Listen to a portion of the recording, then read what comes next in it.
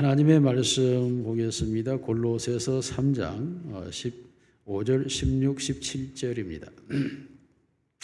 그리스도의 평강이 너희 마음을 주장하게 하라. 너희는 평강을 위하여 한 몸으로 부르심을 받았나니 너희는 또한 감사하는 자가 되라. 그리스도의 말씀이 너희 속에 풍성히 거하여 모든 지혜로 피차 가르치며 권면하고 시와 찬송과 신령한 노래를 부르며 감사하는 마음으로 하나님을 찬양하고, 또 무엇을 하든지 말이나 일이나 다 주 예수의 이름으로 하고 그를 힘입어 하나님 아버지께 감사하라. 아멘. 옆 사람과 인사합니다. 사랑합니다. 축복합니다. 당신 최고입니다. 자, 새해입니다. 새해 복 많이 받으세요. 자, 2025년 구정 명절 주간입니다. 국가가 27일을 휴일로 지정함으로써 연휴가 일주일이 진행되는, 어쩌면 일주일이 넘는 명절 기간을 지내게 됐습니다. 어쩌면 좋을 수도 있습니다. 그러나 긴 명절은 오히려 피로도를 높일 수가 있고, 또 누적된 피로도로 인해서 관계적 실패가 올 수도 있습니다. 이것은 우리의 삶의 에너지적인 문제도 존재하고 있기 때문이죠. 또 평소 함께 하지 않았던 사람들과 함께 하는 시간들이 그렇게 쉽지만은 않기 때문이기도 합니다. 그래서 저도 27일, 28일은 집에 있고, 그래서 29일, 30일, 수요일, 목요일만 이틀만 명절로 세려고 합니다. 이러한 명절 때에 여러분들이 이 명절을 어떻게 성공적으로 명절을 지낼 것인가, 이것은 그리스도인으로서의 하나의 사명의 시간이기도 합니다. 만나는 사람들은 대체적으로 친인척과 그리고 가족이고 친구이기 때문에 그렇습니다. 그들에게 그리스도인으로서의 모습을 나타낸다고 하는 것은 하나님께 영광이 되는 것이고 교회에 유익하며 전도의 문을 여는 길이기 때문에 더욱더 그렇습니다. 그러므로 만일에 이 명절을 지내는데 내가 실패하게 된다면 오히려 하나님께 영광 가리게 되기 때문에 이 명절을 어떻게 내가 지내야 될까에 대한 고민을 하셔야 합니다. 어떻게 하면 이 명절을 그리스도인으로서 성공적으로 지낼 수 있을까? 거기에 대해서 저는 여러분에게 하나의 단어만을 오늘 제시하려고 합니다. 여러분 어떤 상황에서도 감사하는 자가 되시기를 바랍니다. 감사하는 것이 바로 우리의 명절을 성공적으로 사명 감당할 수 있는 기회이기 때문에 그렇습니다. 이 세상을 살아가는 사람들은 대체적으로 큰 틀에서 보면 세 가지밖에 없습니다. 하나는 항상 불평하고 비판하는 사람, 어떤 사람은 그냥 이런들 어떠하리 저런들 어떠하리 하면서 체념하고 그냥 형편 따라 상황 따라 살아가는 사람, 또 하나의 사람은 항상 감사하며 기뻐하며 사는 사람, 이렇게 세 종류의 사람으로 크게 나누어 볼 수 있습니다. 유대인 탈무드에 보면 이런 글이 있습니다. 이 세상에서 제일 지혜로운 사람은 누구인가? 어떤 경우에 처해도 배움의 자세를 갖는 사람이다. 이 세상에서 제일 강한 사람은 누구인가? 자신과의 싸움에서 이기는 사람이다. 그러면 이 세상에서 제일 행복한 사람은 누구인가? 그는 지금 이 모습 이대로 감사하는 사람이다. 이렇게 기록되어 있습니다. 감사는 행복을 낳는 열쇠라고 말합니다. 그러므로 가장 행복한 사람이 된다고 하는 것은 감사하는 마음이 있는 사람이라고 말합니다. 오늘 우리 그리스도인들은 진정으로 감사할 수밖에 없고 감사해야 당연하고 감사가 흘러넘치는 것이 본연의 자세, 그리스도인의 태도요 자세라고 할 수 있습니다. 그 이유를 가지고 오늘 본문을 통해서 세 가지로 말씀드리겠습니다. 첫째로 믿음은 감사입니다. 여러분, 감사의 또 다른 이름이 믿음이고 믿음의 또 다른 이름이 감사인 것입니다. 현 시대를 우리가 돌아보면 지난 50년 이후의 세대를 돌아볼 때에 환경, 문화, 지식, 교육, 그리고 교통, 그리고 모든 삶의 환경이 비교할 수 없을 정도로, 상상할 수 없을 정도로 그런 편리함과 그리고 풍요로움과 그리고 부유함과 안전함을 누리며 살아가고 있습니다. 그럼에도 불구하고 50년 전보다 더 감사가 증가했거나 기쁨이 더 증가됐다는 통계는 존재하지를 않습니다. 왜 사람이 이렇게 삶의 환경은 50년 전과 너무 다른 형편 속에서 살아가고 있음에도 불구하고 사람들은 행복하지 못할까? 그 이유는 그 마음속에 원망과 불평이 가득 차 있기 때문이라고 말합니다. 마음속에 감사가 없고 불평과 원망이 차 있는 사람은 끊임없이 비판하게 되고, 그리고 그 속에는 증오함이 뿌리를 내리기 때문에 결국 감사라는 꽃을 피워내지를 못한다고 말합니다. 이런 사람에는 행복의 열매를 기대할 수도 없는 것입니다. 사회학자인 스탠리가 말하기를 이 시대의 사람들은 암보다 더 무서운 질병을 앓고 있는데 그것은 감사 불감증이라고 지적했습니다. 이런 불평과 원망은 사람들과의 관계를 병들게 합니다. 인간성을 파괴시킵니다. 만나는 사람을 불행하게 만듭니다. 우리가 이와 같은 불평과 원망으로 사람들이 변질되어지는 이유가 무엇일까요? 그것은 성경이 이렇게 진단합니다. 디모데후서 3장 1절에서 4절 우리 같이 읽습니다. 시작. 너는 이것을 알라. 말세의 고통하는 때가 이르러 사람들이 자기를 사랑하며 돈을 사랑하며 자랑하며 교만하며 비방하며 부모를 거역하며 감사하지 아니하며 거룩하지 아니하며 무정하며 온통함을 풀지 아니하며 모함하며 절제하지 못하며 사나우며 선한 것을 좋아하지 아니하며 배신하며 조급하며 자만하며 쾌락을 사랑하기를 하나님 사랑하는 것보다 더하며. 말세에 나타나는 이 사람들의 모습을 성경이 진단하고 있는데 정말로 이 시대의 사람들의 모습이 이렇게 되어 있습니다. 자, 이런 사람들이 모여가지고 어떻게 행복한 열매를 만들어낼 수 있을까요? 결국 이런 사람들이 모여 있어 봐야 그곳에는 결코 행복이 존재할 수 없고 감사가 나올 수가 없는 거죠. 이것은 철저하게 자기주의에 빠져 있기 때문에 그렇습니다. 여러분, 설 명절에 여러분이 아무리 좋은 음식을 굴비를 굽고 소고기를 좋은 찐 소고기를 가져가고 명품 하나를 가져가고 온갖 비싼 사과를 갖다 올려놓고 좋은 떡국을 아무리 끓여 놓는다 할지라도 그 설 명절에 올라가야 할 메뉴가 올라가 버리면 그 모든 명절의 그 좋은 음식들은 다 토하게 되고 오히려 그 음식을 먹은 것을 후회하게 되는 것입니다. 그러므로 명절에 올리지 않아야 될 메뉴가 무엇입니까? 그것은 돈질입니다. 여러분, 매우 삼가해야 합니다. 여러분, 형제간에 같이 모여서 조카, 손자들에게 세뱃돈을 주려고 할 때에 여러분, 세뱃돈도 형제간에 모여서 의논하셔야 됩니다. 우리가 손자, 조카들 얼마씩 줄지 서로 정하고 주는 게 좋습니다. 그리 해야지. 돈이 없는 형제들은 돈을 10,000원, 20,000원 주는데 나는 거기다 10만 원, 20만 원을 주면 받는 애들이야 좋아하지만 세뱃돈을 적게 주는 형제는 얼마나 마음에 상함이 있겠습니까? 그러자라도 형보다 못 산 것이 마음에 늘 열등감으로 존재하고 있는데 그 명절에서조차도 그것이 구겨진다면 그 명절에 오는 기분이 나겠습니까? 부모님에게 용돈을 준다 할지라도 다른 형제들이 50만 원 주는데 갑자기 그 앞에서 100만 원을 꺼내면서 주는 것처럼 그렇게 해서는 안 됩니다. 그렇게 할 때에 적게 주는 자녀들의 마음은 어떻겠습니까? 그러므로 여러분, 설 명절에서 우리가 돈 자랑, 마지막 때 물질을 가지고 자기를 자랑하는 돈질을 해서는 안 된다고 하는 거 기억해야 됩니다. 서로가 충분하게 의논하고 검토해서 서로가 상함이 없는 가운데서 부모님에게도 드릴 수 있어야 되고 아니면 다른 형제보다 더 많이 드리기를 원한다면 모르게 드려야 됩니다.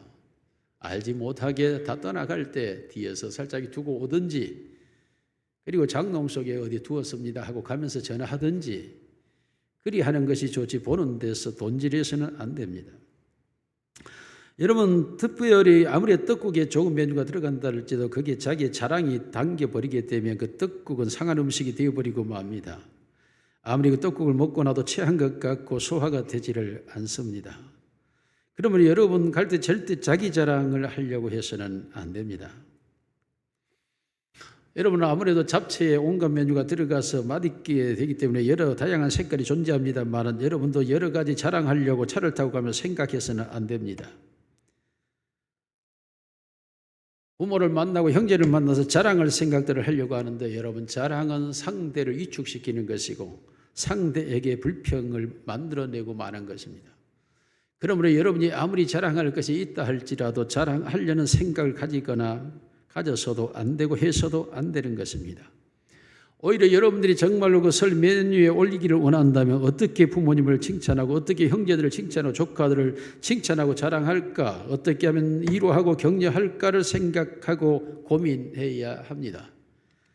여러분이 그러한 메뉴를 만들어낼 때에 그 설 명절이 그리스도인의 성공적인 명절이 되는 것이지, 자기 자랑하려고 생각하고 준비하고 남편 자랑하고 아내 자랑하고 자식 자랑하려고 해서는 안 됩니다.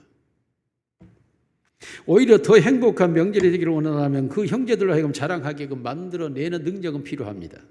그래서 그들이 부지런히 자기 자신에게 있는 것들을 내놓고 말할 수 있고 함께 그게 공감하고 함께 기뻐하고 함께 축하하면서 여러분이 그렇게 명절을 지낸다면 그것은 그리스도인에서 성공적인 명절이 될 수 있을 것입니다. 여러분, 이런 과정 속에서 특히 자기 사랑에 빠져서는 안 됩니다. 자기 먹고 싶은 것만 먹는데 음식을 만들고 자기 자식을 주려는 음식만 덮이고, 그리고 다른 모든 일에는 피곤하다며 힘들다며 빠지고 피해하고 도망가서는 안 됩니다. 즉 자기애에 빠져 있어서는 안 된다는 것입니다. 자기애라고 하는 말은 나르시시스틱이라고 하는 이 단어는 병적인 성격 장애를 말합니다. 자기 자신을 과대하게 확장하는 특징을 가지고 있고 자기가 하는 일은 언제나 옳다고 생각하고 항상 왜곡된 의식에 사로잡혀 있습니다. 이러한 자기애에 빠져 있는 사람들은 결국 다른 사람들을 힘들게 하는 원인이 됩니다. 그런데 놀랍게도 마지막 말세에는 자기를 사랑하는 병에 걸리게 됩니다. 모든 사람이 돈을 사랑하며 자기를 사랑하는 죄에 병에 빠져 있어서 자기의 증 속에 존재하게 되는데, 이렇게 되면 다른 사람들은 굉장히 불편함을 느끼게 됩니다. 그러므로 자기 자신을 돌아봐야 됩니다. 자기 필요, 자기 원함만 내가 찾고 있는 사람인지 아니면 다른 사람의 즐거움과 행복을 위해서 상을 차리고 설거지를 하고 청소를 하고 돕는 것이 내 마음의 즐거움과 기쁨이 되어 있는 나인지, 다시 말하면 타인을 위하여 살아가는 나의 의식을 가지고 있는지, 아니면 항상 내 자신만을 생각하는 의식 속에 내가 살아가고 있는지 자기를 돌아봐야 됩니다. 이것은 성격 장애 병증입니다. 오늘 이 나라의 지도자가 바로 그런 병증이 있다라고 어느 칼럼에는 써놓고 있습니다. 그의 성장 과정과 그의 실패적인 모습 속에서 자기에게 빠져버리고 만 상태라고 쓴 사람이 있습니다. 여러분, 이와 같이 자기 사랑에 빠져버리게 될 경우에는 남의 고통을 알지 못합니다. 여러분이 명절에 만일에 이런 성격 장애를 가지고 형제들을 만나다 모든 형제, 친척, 부모, 친구들이 굉장히 고통스러운 설 명절을 지내게 됩니다. 부모를 거역하는 태도를 나타내서는 안 됩니다. 자식과 형제와 조카와 손자가 보는 가운데서 부모를 거역하는 일은 어떤 경우에도 있어서는 안 됩니다. 내가 능력이 부족하다면 내 능력 안에서 순종하면 됩니다. 결코 어떤 경우에도 부모를 거역하는 행동이나 언어나 태도를 드러내서는 안 됩니다. 마지막 때 원통함을 풀지 못하며 있죠. 옛날 이야기 꺼내서는 안 됩니다. 옛날에 서운한 점, 서러웠던 점, 아쉬웠던 점들을 꺼내놓으면 그곳은 싸움판이 되고 말 것입니다. 원통함은 풀고 가야 됩니다. 원통함을 가지고 가서 풀려고 해서는 안 됩니다. 도무지 이 마지막 때 사람들은 남을 배려하지 않습니다. 철저한 이기주의에 빠져 있기 때문입니다. 이런 병든 상태에서는 감사함이라고 하는 게 나올 수가 없죠. 감사가 없으면 행복도 없고 그 명절은 실패하고야 마는 것입니다. 로마서 1장 21절 우리 같이 읽습니다. 시작. 하나님을 알되 하나님을 영화롭게도 아니하며 감사하지도 아니하고 오히려 그 생각이 허망하여지며 미련한 마음이 어두워졌나니 감사하지도 아니하는 마음, 이게 바로 미련한 마음이 어두워진 마음이요 하나님을 알지도 못하는 마음이 되어버리고 마는 것입니다. 진실로 그리스도인들이라고 한다면 감사하는 건 당연한 것 아닙니까? 그러나 하나님이 없는 사람들의 마음의 특징, 그것은 감사가 없는 것입니다. 그러므로 하나님을 사랑하는 사람, 하나님을 아는 사람의 특징은 바로 감사함이 있는 마음이라고 성경은 말합니다. 여러분, 위대한 철학자 아리스토텔레스는 행복은 감사하는 인간의 것이라고 주장했습니다. 진심으로 당시에 행복하기를 원한다면 감사하는 자가 되라고 말합니다. 인도에 타고르는 말하기를 감사의 분량이 곧 행복의 분량이라고 정의했습니다. 감사한 만큼 건강하고 감사한 만큼 잘 되고 감사한 만큼 하나님의 은혜를 받게 되고 감사한 만큼 행복해진다라는 것입니다. 유명한 신학자들은 감사는 믿음의 온도계라고 말합니다. 감사는 수은 증가를 높이 올리는 것이라고 말합니다. 얼마만큼 그 사람이 감사하느냐에 따라서 그 믿음의 정도가 올라간다라는 것이죠. 즉 믿음이 뜨거워지면 감사의 수은계가 올라간다라는 것입니다. 믿음의 온도가 떨어지면 감사는 줄어들고 믿음의 온도가 올라가면 감사가 더욱더 세지고 강해지고 높아져 간다고 말합니다. 그러므로 결국 믿음이 없는 사람은 불평의 사람이고 믿음이 있다면 그는 감사하는 사람이라고 말합니다. 일본의 유명한 신학자 우찌무라 간조는 만일 하나님이 인간을 저주하신다면 그것은 실패나 질병이나 배신이나 죽음이 아니요 마음에 감사가 없는 마음이 바로 하나님의 저주된 심령이라고 말합니다. 감사하는 마음이 일어나지 않는 것은 바로 저주받은 상태라는 이야기입니다. 오늘 본문 15절은 이렇게 말합니다. 그리스도의 평강이 너희 마음을 주장하게 하라. 너희는 평강을 위하여 한 몸으로 부르심을 받았나니 너희는 또한 감사하는 자가 되라고 말합니다. 감사는 평강을 유지하는 방법이라는 것입니다. 너희가 한 몸, 한 가족, 한 형제, 한 친척이 된 것은 너희가 서로 평강을 위한 것인데 그 평강을 유지하려면 너희가 감사함이 바로 평강을 유지하는 것이라고 본문은 말하고 있습니다. 주님의 평강이 넘쳐날 때에 우리가 감사하는 자가 되고 감사하는 자가 될 때 우리의 공동체가 평강을 이루어가는데 이 감사하는 자가 되라고 하는 이 말은 명령형입니다. 이것이 평강을 유지할 수 있는 수단이요 매개체의 방법이기 때문에 감사가 없이는 평강이 깨지기 때문에 이것은 명령으로 말씀하고 있습니다. 아예 감사는 체질이 있더라고 말하는 것입니다.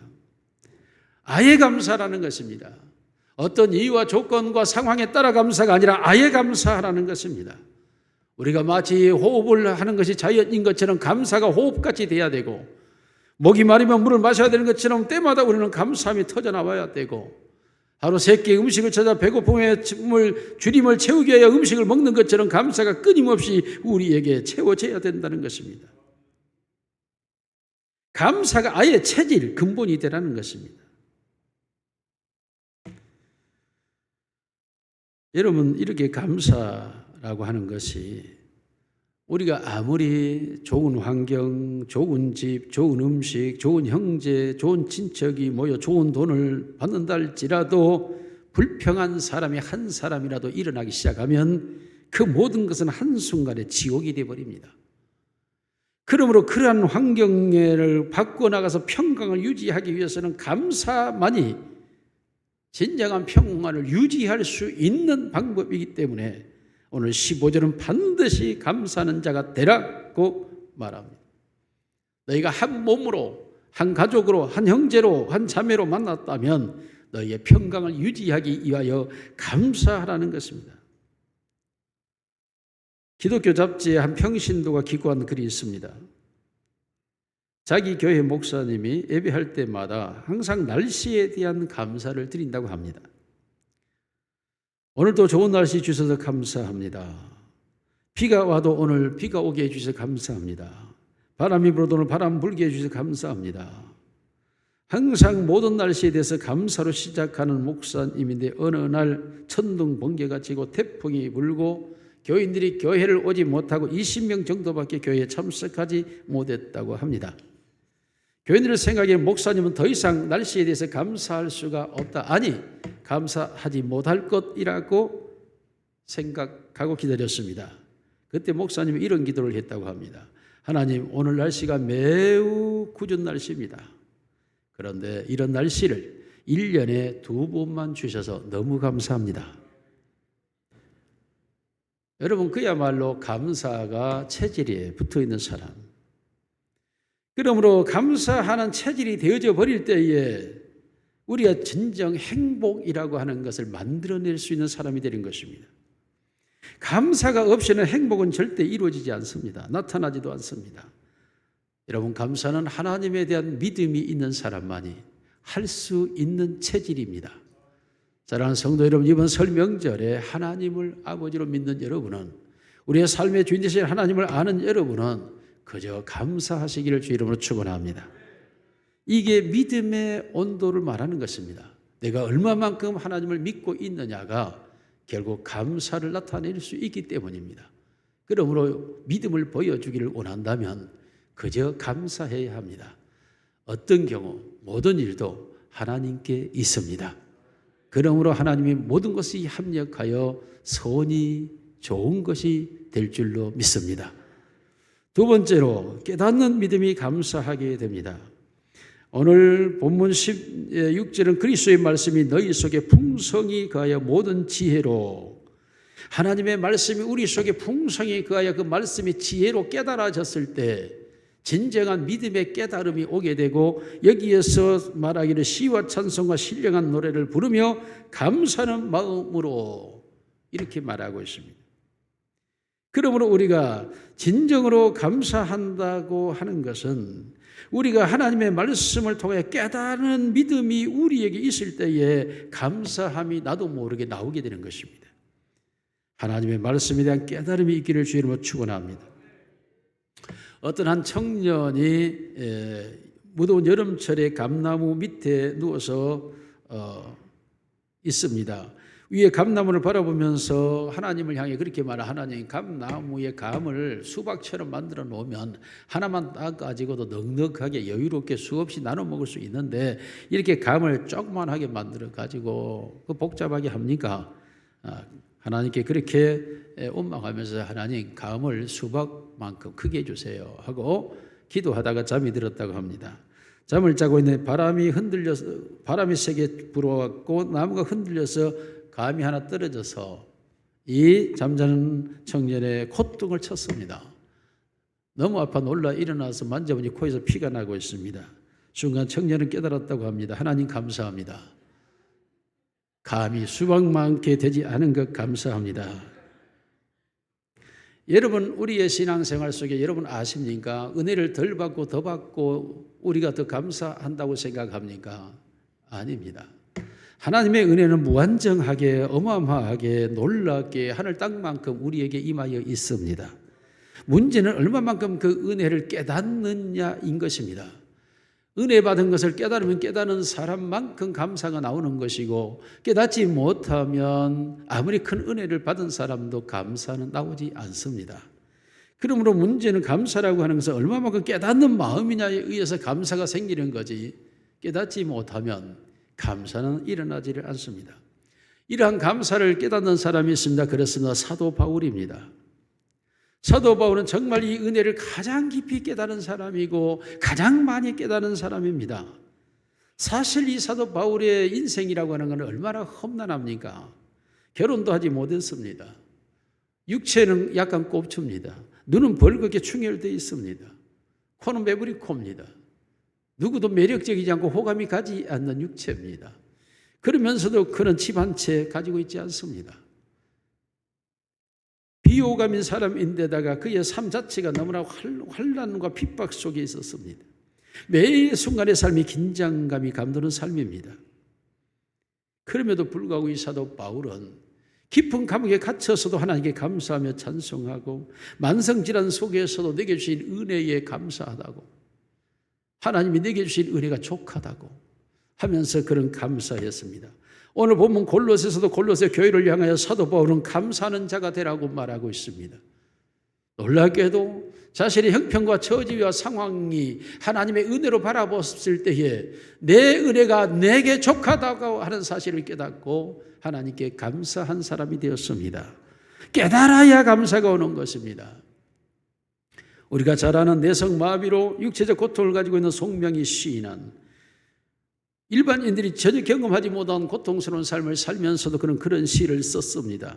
나 가진 재물 없으나, 나 남이 가진 지식 없으나, 나 남이 갖고 있는 건강 잊지 못하나, 나 남이 없는 것 있으니, 나 남이 못 본 것을 보았고, 나 남이 듣지 못한 음성 들었고, 나 남이 받지 못한 사랑받았고, 나 남이 모든 것 깨달았네.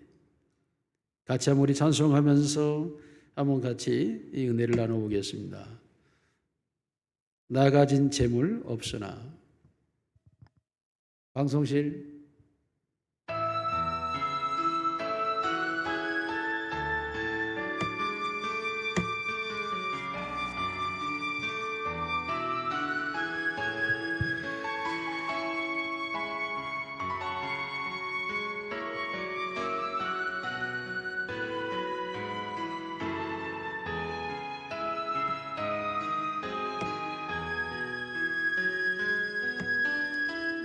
나 가진 재물 없으나,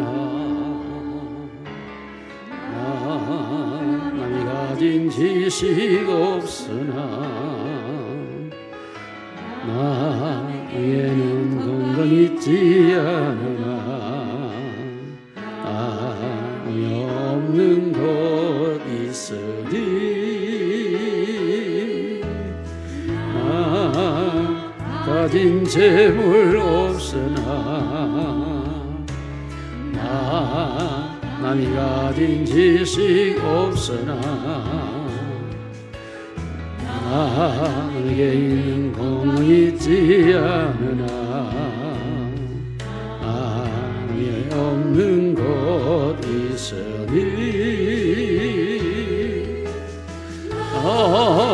남이 온 것을 보았고, 나 듣지 못한 음성 들었고, 나이 받지 못한 사랑 받았고, 나 모르는 것 깨달았네.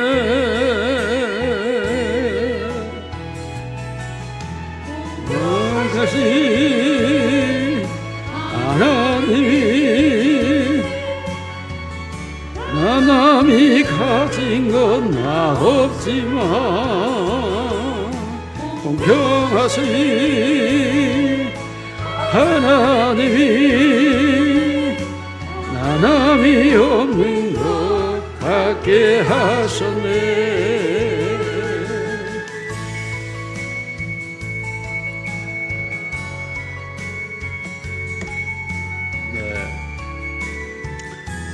여러분, 송명희 시인이 뇌성마비로 한 번도 정상적인 삶을 살지 못한 1급 장애인입니다.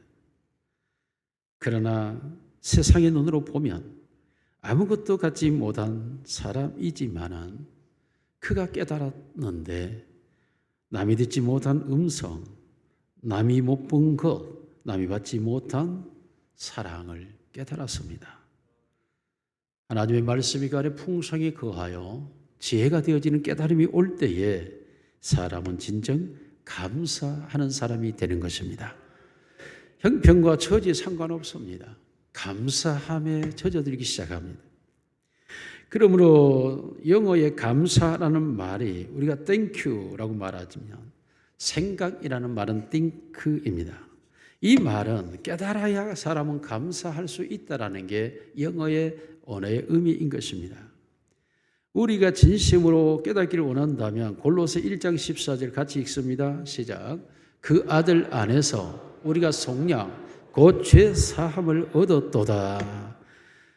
하나님께서 보내주신 그 아들 예수 그리스도 안에서 우리의 억만 죄악이 다 사함받고 죄와 사망의 권세에서 우리가 해방되어서 영생을 얻었다고 하는 사실과, 그리고 우리는 반드시 심판에 이르지 아니한다고 하는 이 놀라운 진리가 얼마나 우리에게 행복을 가져다 주는지 모릅니다. 여러분, 모든 사람들은 그 죄가 적나라하게 드러나게 되고 그 모든 죄를 따라 심판을 받게 되는데, 예수를 구주로 믿는 사람에게는 예수님이 그 모든 죄에 대한 심판을 대신 받아버렸기 때문에 심판의 자리에 이르지를 않습니다. 그리고 상급을 받는 자리에만 있다라고 말하고 있습니다. 여러분, 우리의 지난 날을 돌아보면 얼마나 부끄럽고 창피한 일들이 많이 있습니까? 우리의 말과 행동이 드러날 때 우리는 얼마나 부끄러워 무화과 나무 밑에 숨은 하와처럼 아담처럼 되지 않겠습니까? 그런데 하나님이 그 우리의 모든 죄의 부끄러움을 다 가려버렸고 예수 그리스도의 모든 죄를 속량, 죄의 값을 지불하고 우리를 그 죄에서 건져내셨다라고 말하고 있습니다. 진실로 이 진리 하나만 우리 가슴에 들어오고 내가 깨닫게만 되어도 우리는 감사가 터져나오게 될 줄로 믿습니다. 여러분, 이런 감사하는 마음은 결국 자고한 사람에게는 나오지 않죠. 스스로 교만한 사람은 자기가 잘났고 자기가 하고 있고 자기가 행하고 있다는 생각 속에 빠져 있고 그런 의식 속에 갇혀 있기 때문에 이런 사람에게는 감사라고 하는 게 나올 수가 없습니다만은, 우리는 우리의 힘으로 이 죄를 이길 수가 없고 죄를 벗어날 수가 없고 죄를 안 지을 수가 없고 이 죄에서 자유할 수가 없는 이 죄에 매여 있는 우리들이 이 모든 죄를 한순간에 하나님이 우리를 사랑하사 예수 그리스도를 통하여 이 죄를 소멸하여 보심으로 우리를 죄에서 건져주셨다는 이 겸손의 자리에 내려가게 되면 하나님의 은혜밖에 없는 줄로 믿습니다. 하나님의 사랑과 은혜를 내 겸손한 마음에 채우고 보면 이보다 더 행복하고 이보다 더 즐거울 수가 없어서 그저 하나님 앞에 감사할 수밖에 없는 것입니다. 여러분, 이 사실을 깨달은 사람이 또 있습니다. 다윗입니다. 다윗은 이스라엘이 왕이 되었을 때에 하나님께서 엎드려서 하나님 앞에 고백하며 자기 인생을 돌아보면서 기도합니다. 사무엘하 7장 18절 우리 같이 읽습니다. 시작. 다윗 왕이 여호와 앞에 들어가 앉아서 이르되 주 여호와여, 나는 누구이오며 내 집은 무엇이기에 나를 여기까지 이르게 하셨나이까? 여러분, 다윗이 하나님 앞에 엎드려서 나는 누구이고 내 집은 도대체 무엇이기에 하나님 여기까지 인도하셨나이까? 여러분 자신 다윗과 같은 은혜가 있기를 원합니다. 여러분, 우리의 삶을 돌아보면 우리의 집과 우리의 가정과 내 자신이 어떻게 오늘 여기까지 오게 되었는지 돌아보며 사건과 사고와 질병의 수많은 재난 속에서 내가 살아있고 내가 존재하고 있고 우리 가족이 존재하고 우리 부모가 있고 우리 형제가 있고 우리 자매가 있고 우리의 친구가 있고 우리 친척이 있다면 도대체 하나님 무엇 때문에 나를 외롭지 않게 이렇게 많은 사람들 내게 붙여주셨는지 다윗처럼 내가 누구이오며 내 집이 무엇이기에 하나님 이렇게 지키고 보호하시고 이런 명절에 이렇게 만나게 하여 주셨습니까? 라고 감사하는 마음이 여러분 마음속에 충만해지기를 주의 이름으로 축원합니다. 깨달은 마음 속에 감사함이 오게 되는 거죠. 여러분, 우리가 좀 더 깊이 생각해 보세요. 우리가 복음 선거하잖아요. 당연한 것 같지만 그게 하나님의 은혜였다고. 그래서 유명한 파이트라고 하는 신학자는 말하기를 우리가 특별한 것 가지고 감사하는 것이 아니라 일용할 양식 주셨다면 감사해야 한다. 내가 아직도 걸어갈 수 있다면 감사해야 된다. 내 마음속에 소망이 있다면 감사해야 된다. 여러분, 먹을 수 있고 걸을 수 있고 마음에 영원한 소망, 영생의 소망이 있다면 감사해야 된다고 말하고 있습니다.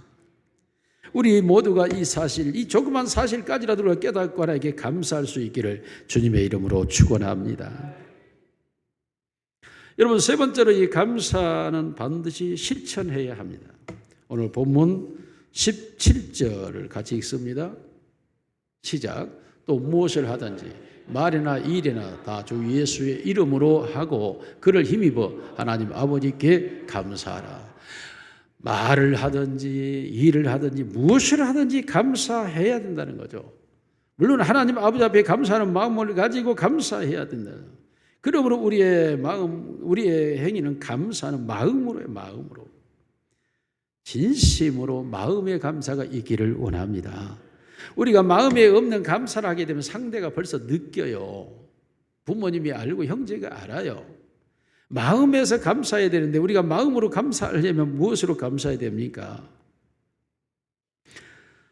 존재로 감사해, 존재. 여러분, 우리가 서로 주고받는 말이나 거래나 행동은 더 좋아질 수도 있고 더 나빠질 수도 있고 더 인정받을 수도 있고 또 인정 못 받을 수 있는 그런 과정이지만은 중요한 것은 존재입니다. 있음을 인하여 감사하시기를 원합니다. 우리가 흔히 속된 말로 있을 때 자리라고 말하잖아요. 안 계시고 없으면 마음이 어떠할까요? 여러분, 그저 있으면 감사해야 있으면. 존재로 감사하라는 존재로. 내가 만날 수 있는 형제가 있고 자매가 있고 조카가 있고 손자가 있고 부모가 있고 친척이 있고 친구가 있다면 있는 것으로 감사해야 된다는 거예요. 무엇을 주고받고 오고 가고의 문제가 아니에요. 있는 것이 감사, 있는 것이. 하나님께서 이 모든 걸 있게 하여 주셨다. 나로 하여금 외롭지 않게 하려고, 나로 하여금 쓸쓸하지 않게 하려고 내 곁에 남편을 두고 아내를 두고 내 옆에 친구를 두고 친척을 두고 언니를 두고 오빠를 두고 나를 이유하여 이 모든 사람들 다 있게 하는 거 있게. 그러므로 하나님 아버지께, 우리의 가족을 지켜주신 하나님 아버지께 감사하면서 우리의 진정한 마음의 감사가 우리의 부모와 형제에게 전달되기를 주의로 축원합니다. 마음으로 감사하지 않으면 아무리 많은 돈을 들여도 감사함을 느끼지 못하게 되면 행복은 일어나지를 않아요. 아무리 내가 수고를 해도 내 마음에 감사함을 하지 않으면 그 수고로움이 결코 열매를 맺지 못하는 것입니다. 정말 마음에 감사가 있어서 만남이 너무 좋아서 계신 게 너무 기뻐서 그래서 마음으로 가서 내가 열심히 수고하고 이래.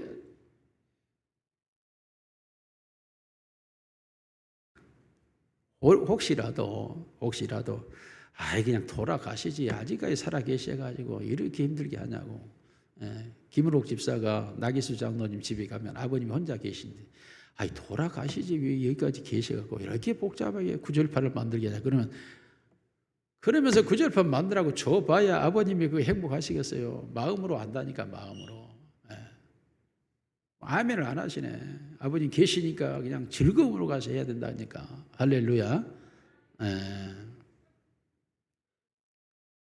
여러분, 존재로 감사를 해야 돼. 존재로. 우리의 마음이 존재로. 부모님이 안 계셔봐요. 갈 데 없고 올 데 없어요. 형제가들 안 모여집니다. 형님이 안 계셔봐요. 누나가 없어봐요. 모여지지가 않아요.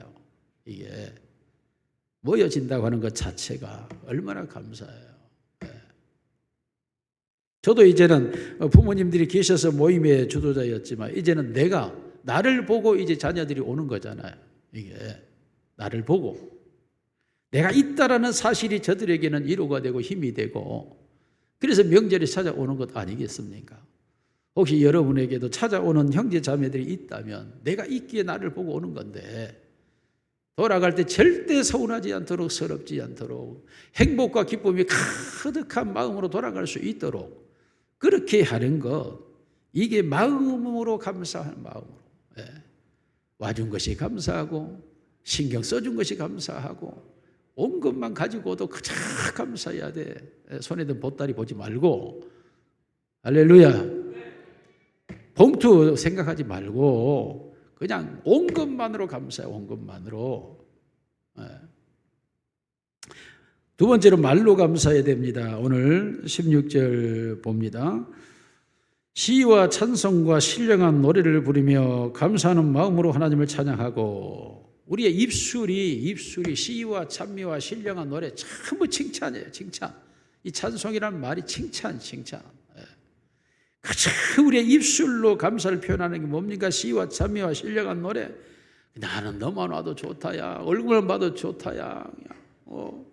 나 같은 모습으로도 그게 좋다야. 그냥 어떻게든 말로 그저 내 마음의 감사함을 표현하고 행복을 노래하고 어떻게든 우리의 자녀들, 우리 형제들에게 만나면 그저 칭찬하고 격려하고 좋아하고 행복해하고 입술로 입술. 우리 자신들이 마음이 있으면 입술로 나오게 되죠. 하나님께서 너희의 말은 혀의 말은 마음에서 나오는 것이라고 해서 어떻게든 우리의 입술에서 좋은 말이 나와요. 시편 이사야 41장 21절 같이 읽습니다. 시작. 이 백성은 내가 나를 위하여 지었나니 나의 찬송을 부르게 하려 함이라. 그저 우리의 인생은 칭찬하는 입술이 돼야 돼요. 하나님을 노래할 뿐만 아니라 모든 사람을 향하여 칭찬하고 노래하고 그래야 되죠. 특히 여러분 입술을 가지고 말할 때에 형제간에 모여서 정치 얘기는 안 하는 게 좋다. 하려면 다 칭찬해야 돼요. 그 사람도 여당도 수고한다. 밤잠 못 자고 고생한다. 야당도 얼마나 고생하냐 애쓰냐. 이런 얘기는 할 수 있을지 모르지만은 여야가 나뉘어지면요 이게 복잡해져요. 이게 강론으로는 들어가지 마시고 총론에서만 얘기해요. 총론. 나라를 위해서 저들이 얼마나 지금 서로 애쓰고 있습니까? 밤잠 못 자고 고생하고 있는 것 아닙니까? 다 누구를 위해서? 나라를 위해서요. 나라를 위해서. 예. 그러니까 그런 측면에서 우리가 말할지 모르지만 강론에서 나 누구다 이런 정치적인 얘기는 안 하는 게 좋아요. 그건 피해야 됩니다. 그러기 위해서는 오직 하나님을 차라리 찬양하는 게 더 좋죠. 그러나 부모를 공경하라 그랬습니다. 그저 부모님의 노고와 수고에 대해서 여러분 말하시기를 주의로 축원합니다. 그저 어머니 부모님들이 나를 기를 때 얼마나 힘썼고 애썼고 했는가를 얘기하는 건 중요해요. 그런 측면에서 우리 부모님이 그래 우리 어렸을 때 이렇게 해서 우리 어렸을 때 이렇게 했고 그러면서 그래 엄마가 있어서 아빠가 있어서 오늘 우리가 있는 것 아니냐 하면서 서로 입술로 말로 서로 격려하고 위로해야 됩니다. 저희가 한번 모였는데 우리 처가하고는 잘 이제 안 모였다가 이제 어머니 돌아가시고 처가하고 좀 모이는데 이 처가에 우리 처제들이 그러더라고 우리 집사람한테 자기들이 어렸을 때 언니하고 오빠하고 둘이만 라면을 끓여서 먹고 자기들은 안 줬대. 그래가지고 어떻게나 서운해가지고 그 말을 하는 거예요. 그 말을 서운해서. 그래서 그 다음 해년 추석 때 제가 만났을 때 라면 10봉지를 갖다 끓였었어요. 얼없이 먹어보라 내가 그랬더니 형부 그거 아니고 막 아니 먹으라니까 뭐 내가 해주잖아 먹어. 여러분 마음속에 형제간에 성장하는 과정에 서운한 점도 없잖아요. 있겠죠. 그러나 어찌됐든 모여서 그저 즐겁고 행복한 그런 설명절 되시기를 주로 축원합니다. 세 번째로 반드시 실천적 감사가 있어야 된다라는 것입니다. 실천적 감사라. 그를 힘입어 하나님 아버지께 감사하라. 말에나 일에나 정말 말을 감사하는 행동을 가져야 된다는 겁니다. 그러니까 부모님에게 형제에게 무엇인가를 드릴 수 있어야 된다는 거죠. 우리가 마음으로 입술로만이 아니라 전달되는 매개체가 존재해야 된다는 거예요. 여러분 이게 준비하는 게 힘들고 시간이 걸리지만 그러나 그리 해야 됩니다. 그래서 한 사람도 빠짐없이 조그만 것이라도 준비를 해야 되겠죠. 그래서 실천적으로 정말 일과 그리고 말과 양자가 다 어떤 일에 있어서 반드시 주는 것이 있어야 된다. 그리고 수고하고 일해야 된다. 그리할 때 모든 형제들의 기쁨이 있다라는 것입니다. 시편 50편 23절 감사하는 시작 감사로 제사를 드리는 자가 나를 영화롭게 하라. 그의 행위를 옳게 하는 자에게 내가 하나님의 구원을 보이리라. 행위를 옳게 해야 돼. 행위를. 말과 마음만 가지고는 안 돼. 행위를 보여야 돼. 행위를. 그래서 여러분의 행위가 정말로 부모님에게 감사하는 마음이 전달되는 행위, 형제 자매들에게 정말 감사하는 행위가 전달되어지는 그런 명절이 되기를 주님의 이름으로 축원합니다. 결론입니다. 여러분 설 명절에 가족 공동체의 평강을 유지하기 위해서 감사하는 사람이 되어야 됩니다. 이 감사하려면 하나님의 말씀을 깨달아서 하나님이 내게 주신 은혜를 진심으로 내가 깨닫고 있어야 감사하는 자가 됩니다. 이 감사하는 것을 가지고 마음으로 입술로 행위로 표현을 해야 합니다. 그리하여 이 설 명절에 여러분의 감사를 통하여 이번 여러분의 만나는 모든 설 명절에 행복한 꽃이 열매가 가득하기를 주님의 이름으로 축원합니다. 살아계신 우리 아버지 하나님 행복한 설 명절 되게 하옵소서. 우리가 감사함으로 헌신하여 이 열매를 맺게 하여 주시옵소서. 하나님 감사합니다. 감사합니다. 가족 공동체를 주시니 감사하고 형제 친척을 주시니 감사하고 자녀 손이 있게 하시니 감사하고 명절을 지키게 해주시니 감사합니다. 무엇보다 내가 예수 그리스도로 죄사함 받고 구원을 받아 영생을 얻었으니 감사합니다. 감사의 본질을 가지고 말과 마음과 행위로 감사가 전달되게 하여 주옵소서. 그리하여 이번 설 명절에 모두가 행복하여 다시 만나고 싶은 명절이 되게 하옵소서. 예수님 이름으로 축복하며 기도하옵나이다. 아멘.